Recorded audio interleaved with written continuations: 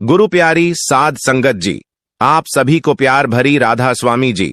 संगत जी, आपसे विनती है, इस वीडियो को शुरू करने से पहले वीडियो को लाइक कर दें, कमेंट में राधा स्वामी जी लिख दें और चैनल को सब्सक्राइब कर दें। सत्संगी, आज आप हैरान हो जाओगे, आज के दिन डेरा व्यास में इतने बड़े अभिनेता सलमान खान राधा स्वामी जी के पास क्यों आए? क्या असली वजह है? क्या कारण है? आप इन सारे प्रश्नों का उत्तर जानेंगे इस वीडियो में। शुरू से एंड तक बने रहिए। आइए चलो शुरू करते हैं। पंजाब के डेरा व्यास राधा स्वामी सत्संग के मुख्यालय सुबह हमेशा की तरह शांत और आध्यात्मिक ऊर्जा से भरी हुई थी। सत्संगियों की भीड़ सत्संग सुनने के लिए इकट्ठा हो रही थी, लेकिन उस दिन कुछ अलग था। एक चर्चा हर जुबान पर थी। बॉलीवुड सुपरस्टार सलमान खान डेरा व्यास आए हैं। लोगों को यकीन नहीं हो रहा था कि इतने बड़े अभिनेता यहां क्यों आए होंगे। क्या वह केवल दर्शन करने आए थे या उनके आने की कोई खास वजह थी? सलमान खान का डेरा व्यास पहुंचना सुबह के करीब 10 बजे हुआ। काले रंग की गाड़ी सत्संग भवन के पास आकर रुकी। गाड़ी से सलमान खान उतरे। साधारण कपड़ों में, बिना किसी स्टारडम के दिखावे के, उनके चेहरे पर एक अलग सी शांति और गंभीरता थी। उनके साथ केवल उनके 2 करीबी दोस्त और सुरक्षाकर्मी थे। जैसे ही वह सत्संग भवन के अंदर गए, लोगों की उत्सुकता और बढ़ गई। हर कोई जानना चाहता था कि सलमान खान, जो अक्सर ग्लैमर और बॉलीवुड पार्टियों के लिए जाने जाते हैं, अचानक राधा स्वामी सत्संग व्यास में क्यों आए हैं। बाबा जी से पहली मुलाकात, सलमान खान सीधे बाबा जी के कक्ष में पहुंचे। बाबा जी अपने सहज और शांत स्वभाव के साथ पहले से वहां उनका इंतजार कर रहे थे। बाबा जी ने सलमान का स्वागत करते हुए कहा, आओ बेटा, कैसे हो? सलमान ने झुककर बाबा जी को प्रणाम किया और विनम्रता से बोले, बाबा जी, आपसे मिलने बहुत दिनों से आना चाहता था, अब जाकर मौका मिला। बाबा जी मुस्कुराए और बोले, मालिक की मर्जी से सब कुछ होता है, बैठो, आराम से बात करते हैं। सलमान खान की वजह कुछ देर तक मौन छाया रहा। सलमान ने गहरी सांस लेते हुए कहा, बाबा जी, मेरे जीवन में बहुत उथल पुथल है। हर तरफ से लोगों से घिरा रहता हूं, लेकिन फिर भी मेरे अंदर एक खालीपन है। अक्सर सोचता हूं कि मैं इतने बड़े मुकाम पर हूं, लेकिन सच्ची खुशी क्यों नहीं है। मैंने सुना था कि यहां आकर आत्मा को शांति मिलती है, इसीलिए मैं आपसे मिलने चला आया। बाबा जी ने शांत स्वर में कहा, बेटा, यह खालीपन हर इंसान के जीवन में होता है। संसार का नियम है, बाहर की चकाचौंध और दौलत से आत्मा का सुख नहीं मिलता। असली शांति भीतर की यात्रा में है। तुम इसीलिए यहां आए हो क्योंकि तुम्हारी आत्मा तुम्हें सही मार्ग पर लाना चाहती है। सलमान का संघर्ष। सलमान खान ने बाबा जी के सामने अपनी कई परेशानियां साझा की। उन्होंने कहा, बाबा जी, मैं अपनी छवि से थक चुका हूं। हर कोई मुझे एक अभिनेता के रूप में देखता है, लेकिन मेरे अंदर का इंसान कहीं खो गया है। मैं अपने गुस्से और गलत फैसलों के कारण बहुत परेशान रहता हूं।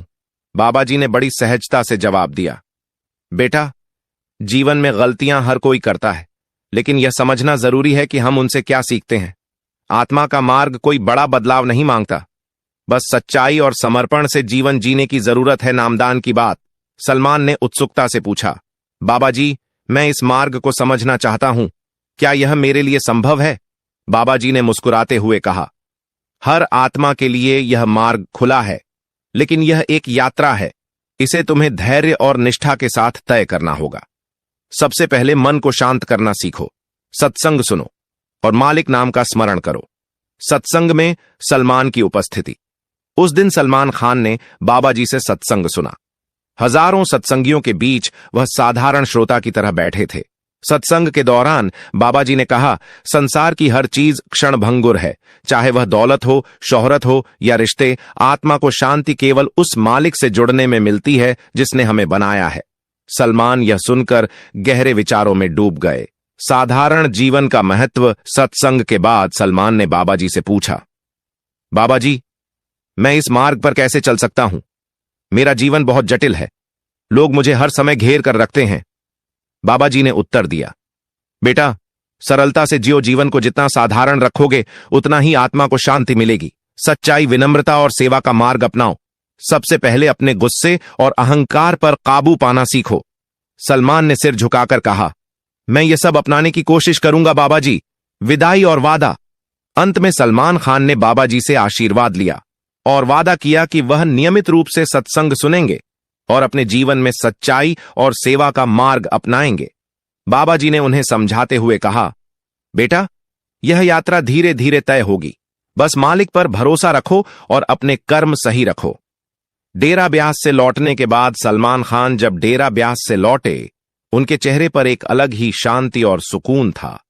उन्होंने अपने करीबियों से कहा, डेरा ब्यास जाकर मुझे एहसास हुआ कि सच्चा सुख दौलत या शोहरत में नहीं है, प्रेरणा का स्रोत। सलमान खान का डेरा ब्यास जाना केवल एक सुपरस्टार की यात्रा नहीं थी, यह एक आत्मा की यात्रा थी जो अपने खालीपन को भरने और सही मार्ग खोजने के लिए निकली थी। उनके इस कदम ने लाखों लोगों को यह सीख दी कि चाहे आप कितने भी बड़े क्यों ना हो, सच्ची शांति केवल आध्यात्मिकता में है। यह घटना उन सत्संगियों के लिए भी प्रेरणा बन गई जो सोचते थे कि इस मार्ग पर केवल साधारण लोग ही आ सकते हैं। सलमान खान ने साबित कर दिया कि आत्मा की खोज हर इंसान का अधिकार है। सारांश, डेरा व्यास में सलमान खान का आना केवल एक मुलाकात नहीं थी, बल्कि एक जीवन बदलने वाला अनुभव था। उन्होंने बाबा जी से जो सीखा वह उनके जीवन को नई दिशा देने वाला था और यह साबित करता है कि आध्यात्मिकता का मार्ग हर किसी के लिए खुला है, चाहे वह किसी भी पृष्ठभूमि से क्यों ना हो। राधा स्वामी जी परम सत्कार योग। गुरु प्यारी साध संगत जी, सभी को प्यार भरी राधा स्वामी जी साध संगत जी। बाबा जी हर बात पर इतना जोर देने के लिए क्यों कहते हैं? हर सत्संग में, हर वाणी में उनका संदेश हमें बार बार एक ही दिशा में क्यों मोड़ता है? आखिर इसका क्या रहस्य है? वह हमें बार बार क्यों समझाते हैं, भाई सिमरन भजन करो, सिमरन भजन करो? क्यों? हर सत्संग में उनके वचन का सार यही निकलता है कि हमें सिमरन भजन को अपनी सर्वोच्च प्राथमिकता देनी चाहिए। लेकिन सवाल यह है कि हमें यह सिमरन भजन करना इतना कठिन क्यों लगता है? क्या हमने कभी इस पर गंभीरता से विचार किया है? नहीं, हमने तो बस नामदान ले लिया और यह सोचकर निश्चिंत हो गए कि बस अब हमारा काम पूरा हो गया। लेकिन क्या सच में यही काफी है? आखिर वह कौन सी वजह है जो हमें सिमरन भजन से दूर रखती है? इसका असली कारण क्या है? क्यों हमें सिमरन भजन करना इतना कठिन लगता है? क्यों हमारा मन सिमरन भजन में नहीं लगता है? क्योंकि अगर कभी भी बैठ भी जाते हैं सिमरन भजन की बैठक में, तो हम अपने अंदर दुनिया भर की इच्छाएं लेकर बैठते हैं कि मेरा वह काम बन जाए, मेरा यह काम बन जाए। तो भाई इसका मतलब तो यह हुआ कि हम मतलबी हैं, हम अपने मतलब के लिए सिमर पर बैठते हैं। तो इसका मतलब यही हुआ कि हमें अपने सद्गुरु से प्यार नहीं है, हम अपने सद्गुरु को प्रेम नहीं करते हैं। और जब हमारी इच्छाएं पूर्ण नहीं होती तो फिर हमें सिमरन भजन करना कठिन लगता है। इसीलिए भाई, अगर हम अपने मतलब के लिए ऐसा करेंगे तो फिर हम जीवन में कभी भी सिमरन भजन में तरक्की नहीं कर सकते हैं और सच खंड तक नहीं पहुंच सकते हैं। तो भाई हमें सिमरन भजन रोजाना करना है और अपनी इच्छाएं लेकर नहीं करना है, क्योंकि मन में कोई इच्छा नहीं होनी चाहिए। क्योंकि भाई सतगुरु जानी जान है, वह सब जानते हैं कि हमारे लिए क्या अच्छा है, क्या बुरा है। जब हम अपने नियम के पक्के हो जाएंगे, जब हम सिमरन भजन को समय देंगे और वह भी बिना किसी ख्वाहिशों के, बिना किसी इच्छाओं के, तभी हमारा सिमरन भजन सफल होगा। जब हम सही मार्ग पर चल पाएंगे तो हमारी इच्छाएं तो सद्गुरु अपने आप पूरी कर देंगे। फिर हमें कुछ मांगने की जरूरत नहीं पड़ेगी। जो हमारे लिए अच्छा है वह हमें सद्गुरु अपने आप दे देते हैं। इसलिए जब हम सिमरन की बैठक में बैठे तो हमें केवल यही सोचना है कि हम शरीर नहीं हैं, हम एक आत्मा हैं। क्योंकि यह शरीर तो एक मिट्टी का पुतला है और हम किराए के मकान में रह रहे हैं। यह मकान एक किराए का मकान है। किसी को 50 साल के लिए मिला है, किसी को 60 साल के लिए मिला है और किसी को 70 साल के लिए मिला है। भजन करते हैं तो हमें अपने अंदर बहुत कुछ दिखाई देता है और हमें बहुत से अनुभव भी होते हैं। साध संगत जी, हम आपको एक साखी सुनाते हैं। यह साखी एक सत्संगी माँ जी की है जो कि बहुत बंदगी वाली थी। वह रोजाना सिमरन भजन को 4 घंटे का समय देती थी, जो कि सद्गुरु के बताए समय से दुगना है। और उस माता जी की उम्र 50 साल की थी, जिनको 35 साल की आयु में नामदान मिल चुका था। और उन्होंने नामदान लेने के बाद जैसे बताया जाता है वैसे ही किया।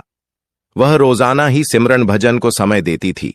जिस तरह से बैठने के लिए बोला जाता है तो उसी तरह से बैठकर परमात्मा की भजन बंदगी करती थी। और जैसे सिमरन भजन करने के लिए कहा गया है तो वैसे ही उन्होंने किया। और आज देख लो कि उन पर मालिक की बहुत कृपा है और बहुत सारे सत्संगी भाई बहन उनके पास आते हैं और उनसे अपने निजी अनुभव साझा करते हैं। और माता जी भी उनको इस मार्ग के बारे में बताती हैं कि किस तरह से हमें इस परमार्थ के मार्ग पर चलना है और हमें किन किन बातों का ध्यान रखना है। तो यह सभी बातें माता जी अपने अनुभवों में साझा करती हैं। इसलिए साध संगत जी इस साखी को पूरा सुनना, ताकि आपको भी पता चले कि सिमरन भजन में कितनी ताकत है। जैसे हमने बताया कि माता जी को 33 साल की आयु में ही नाम दान मिल गया था और उसके बाद उन्होंने अपना रूहानी सफर शुरू कर दिया था। बिन नागा वह सिमरन भजन पर बैठती थी। माताजी ने सभी संगतों को बताया कि अगर हम इस मार्ग पर चलने के लिए तैयार हैं, क्योंकि अगर हमें नाम दान मिल गया है तो उस मालिक की शरण तो हमें मिल ही चुकी है, हमें पूर्ण संत सद्गुरु की शरण तो मिल ही चुकी है। इसलिए हमें यह भी ध्यान रखना है कि हमें उनकी बताई गई बातों पर चलना है। जो मार्ग उन्होंने हमें बताया है तो हमें उसी मार्ग पर चलना है, यानी कि बिना नागा सिमरन भजन करना है। और कोई भी ऐसा दिन ना हो कि हम सिमरन भजन को समय ना दें और उसकी याद हमारे अंदर ना आए, ऐसी कोई भी दिन नहीं होना चाहिए। और माता जी ने बताया कि हमारे में से ही कुछ ऐसे अभ्यासी हैं जो ऐसा करते हैं, उनका कभी कभी सिमरन भजन में नागा भी पड़ जाता है, मगर ऐसा नहीं होना चाहिए। चाहे कुछ भी हो जाए, मगर हमें सिमरन भजन को समय देना ही है।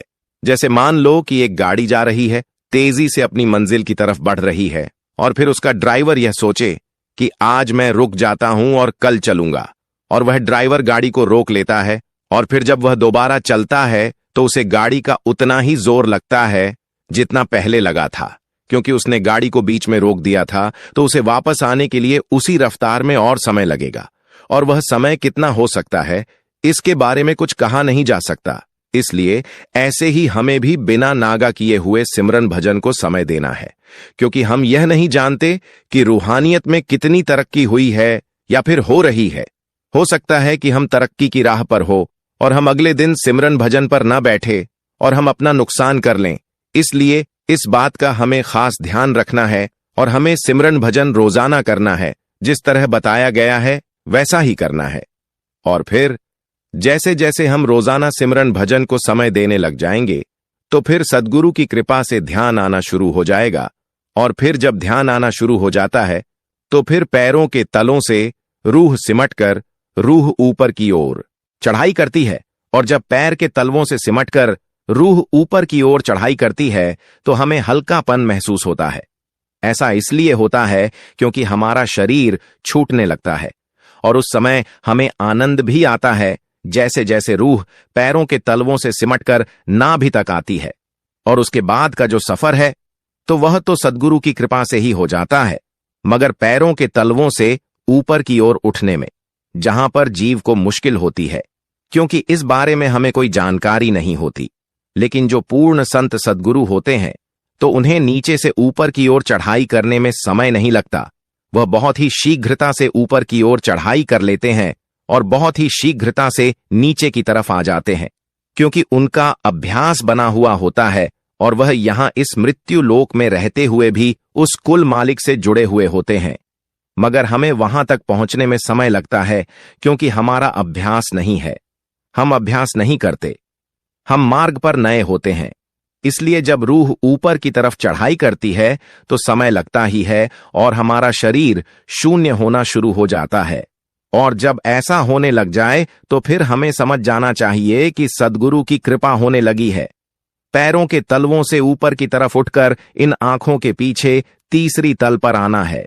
अगर इतना सफर हम सद्गुरु की कृपा से तय कर लेते हैं तो आगे सद्गुरु जी खुद संभाल करते हैं। केवल यही सफर है जो हम मुश्किल से कर पाते हैं। और जब हम यहां तक पहुंच जाते हैं, यानी उस तीसरे तल पर पहुंच जाते हैं, तो फिर इससे आगे सद्गुरु खुद हमारी संभाल करते हैं। उस सफर में सद्गुरु हमारे साथ होते हैं, फिर हमें कोई मुश्किल नहीं आती। सद्गुरु हमारी संभाल करते हैं। इसीलिए तो कहा जाता है कि बिन सद्गुरु नाम ना जपे, क्योंकि रूहानियत का सफर ऐसा है जिसमें सद्गुरु का साथ होना बहुत जरूरी है।